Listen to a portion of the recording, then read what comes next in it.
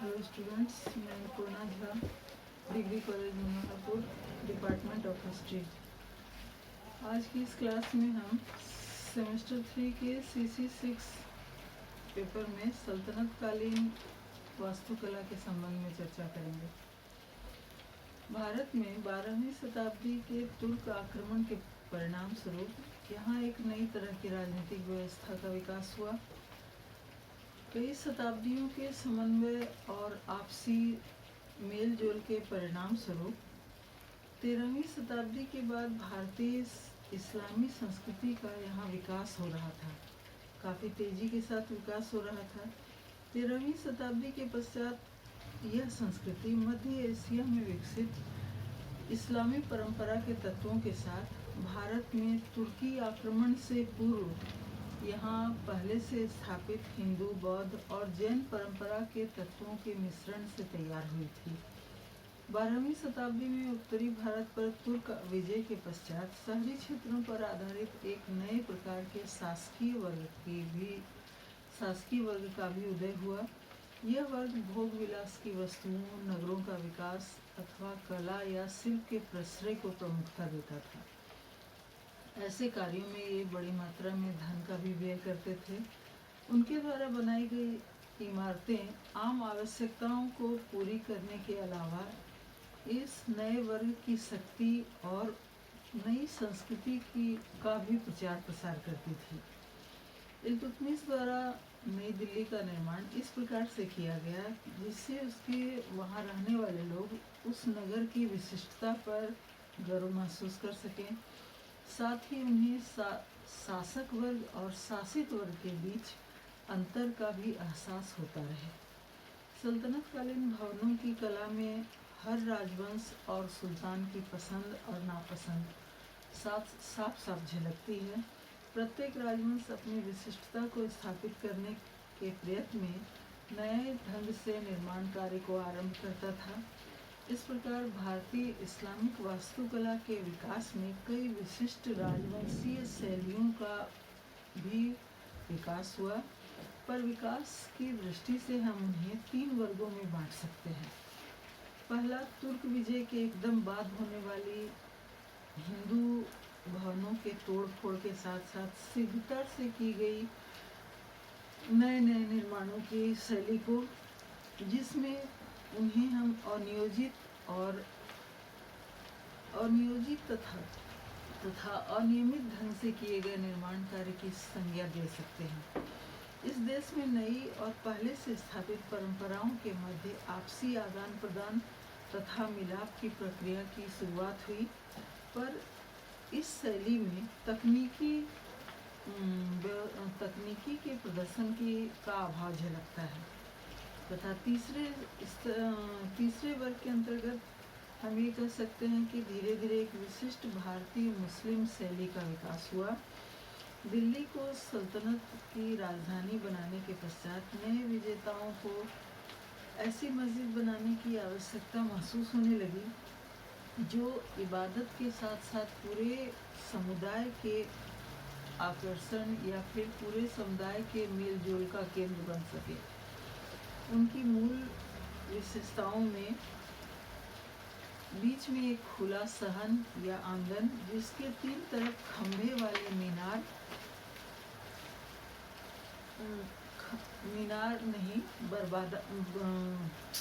बरामदा और चौथी तरफ मक्का की ओर मुंह किए हुए भारत में यह पश्चिम दिशा की ओर नजर आता है, एक बंद दीवार अथवा किबला लिबान था।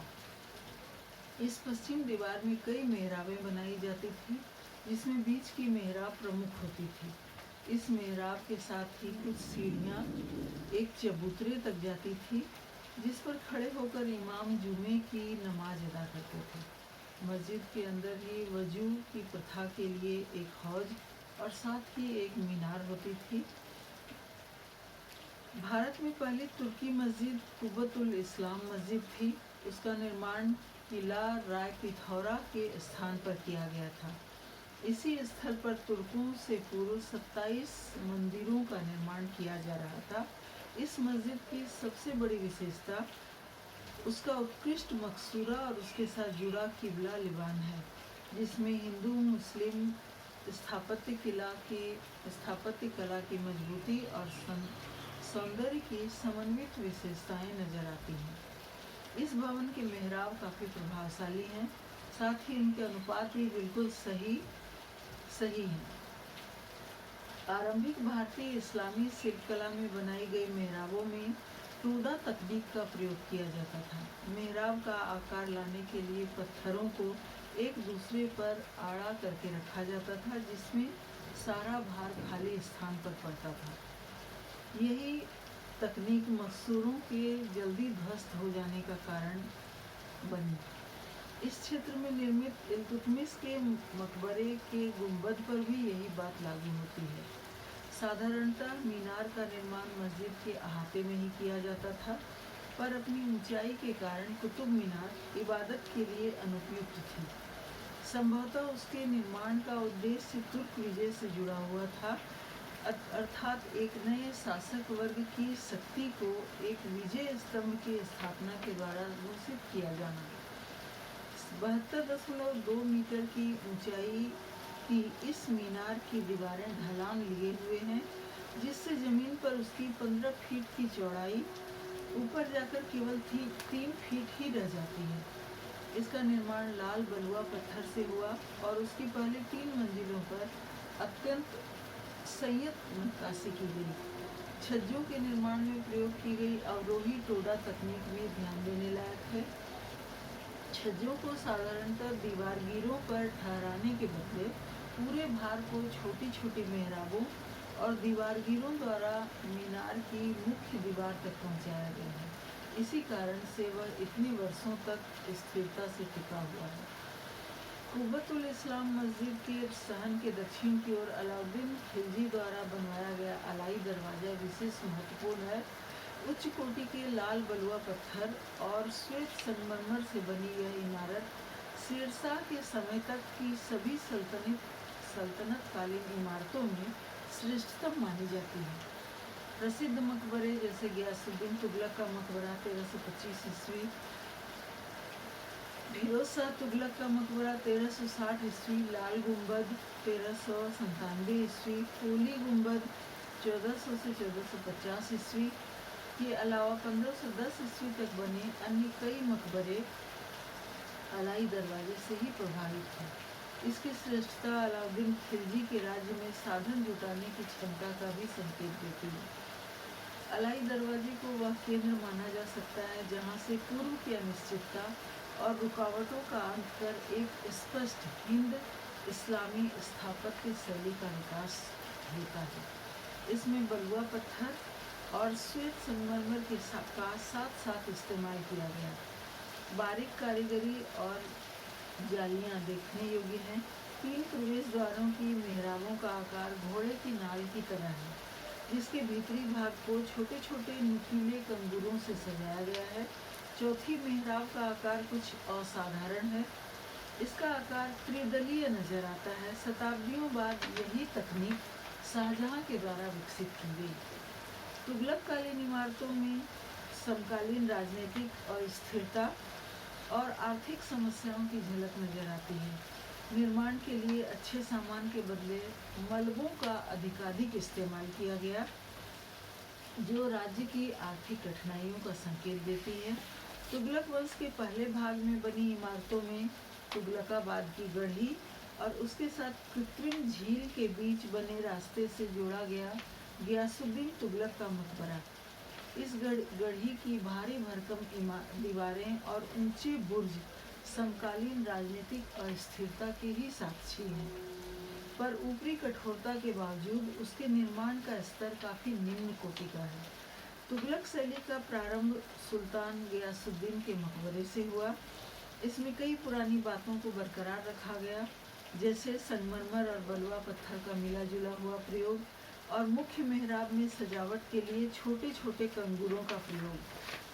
दीवारों में स्पष्ट ढलान और श्रृंगारिक तत्वों का पूर्णतः अभाव मकबरे को कठोरता प्रदान करता है। तुगलक शैली का दूसरा भाग फिरोज शाह तुगलक के शासनकाल में आरंभ हुआ। उसने बड़ी संख्या में इमारतें बनवाई, पर उसने इमारतों के बनवाने में उसके स्तर की परवाह नहीं की। उसके समय की अधिकतर इमारतों में अनगढ़ पत्थरों की दीवारों पर ग्रेनाइट की परत है। गयासुद्दीन तुगलक के राज्य के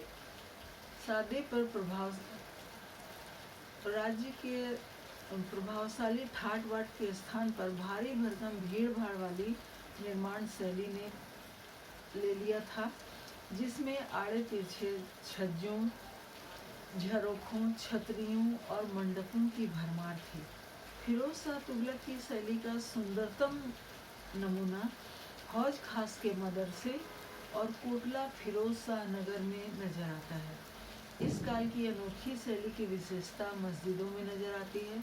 उसमें मेहराबों द्वारा बनी 2 कतारें हैं, जो इमारत के बीच एक दूसरे को समकोण पर काटती है, और इस प्रकार इबादत की ओर जाने वाली पश्चिम दीवार को 3 मस्जिदों के सभी स्मारक, खिड़की मस्जिद, काली मस्जिद और केलान विशाल प्रवेश द्वार, केलान मस्जिद इसी तरह से बनाई गई है। उसके बाहर की ओर उभरे हुए विशाल प्रवेश द्वार, कई गुंबदों वाली छतों और ढलान वाली दीवारें आदि विशेषताएं इन इमारतों को अलग स्वरूप प्रदान करते हैं। यह संपूर्ण तुगलक काल में स्थायी रूप से बना रहा। दिल्ली के सुल्तानों के चौकोर मकबरों के साथ साथ बड़ी संख्या में अष्टभुजाकार मकबरे भी उस काल में बनाए गए। इसकी शुरुआत 1368-69 ईस्वी में निजामुद्दीन में स्थित खान जहां तेलंगानी के मकबरे से हुआ, उसका एक अष्टभुजाकार हॉल है जिसके चारों ओर बरामदा है तथा प्रत्येक अष्टभुज की ओर 3 मेहराबें बनाई गई हैं। इसके हॉल की छत एक गुंबद की बनी है। इस डिजाइन तथा नक्शे को बाद के मकबरों में समुचित परिवर्तनों के साथ बारीकी से अपनाया गया। इस शैली के अंतर्गत दिल्ली में मुबारक सैयद का मकबरा 1434 ईस्वी, मोहम्मद सैयद का मकबरा 1444 ईस्वी, सिकंदर लोदी का मकबरा 1517 ईस्वी, शेरशाह सूर का मकबरा 1545 ईस्वी तथा इस्लाम शाह सूर का मकबरा 1550 ईस्वी में बनाया गया। सासाराम